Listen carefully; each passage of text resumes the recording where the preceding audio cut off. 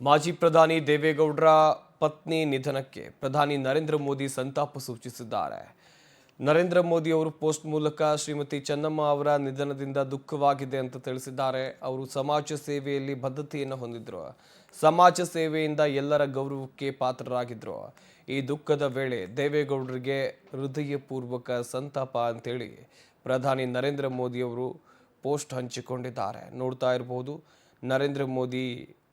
ದೇಶದ ಪ್ರಧಾನಿ ನರೇಂದ್ರ ಮೋದಿ ಅವರು ಚೆನ್ನಮ್ಮ ಅವರ ನಿಧನಕ್ಕೆ ಈ ರೀತಿಯಾಗಿ ಸಂತಾಪವನ್ನು ಸೂಚಿಸಿದ್ದಾರೆ. ಮಾಜಿ ಪ್ರಧಾನಮಂತ್ರಿ ಶ್ರೀ ದೇವೇಗೌಡ ಅವರ ಪತ್ನಿ ಶ್ರೀಮತಿ ಚೆನ್ನಮ್ಮ ಅವರ ನಿಧನದ ಕುರಿತಂತೆ ನಿಧನದಿಂದ ತೀವ್ರ ದುಃಖವಾಗಿದೆ. ಅವರು ತಮ್ಮ ವಿನಯ ಮತ್ತು ಸಮಾಜ ಸೇವೆ ಮೇಲಿನ ಬದ್ಧತೆಗಾಗಿ ಎಲ್ಲರ ಗೌರವಕ್ಕೆ ಪಾತ್ರವಾಗಿದ್ದರು. ಈ ದುಃಖದ ಸಮಯದಲ್ಲಿ ಶ್ರೀ ದೇವೇಗೌಡರು ಮತ್ತು ಅವರ ಇಡೀ ಕುಟುಂಬಕ್ಕೆ ನನ್ನ ಹೃದಯಪೂರ್ವಕ ಸಂತಾಪಗಳು. ಓಂ ಶಾಂತಿ ಅಂತೇಳಿ ಪ್ರಧಾನಿ ನರೇಂದ್ರ ಮೋದಿ ಬರೆದುಕೊಂಡಿದ್ದಾರೆ.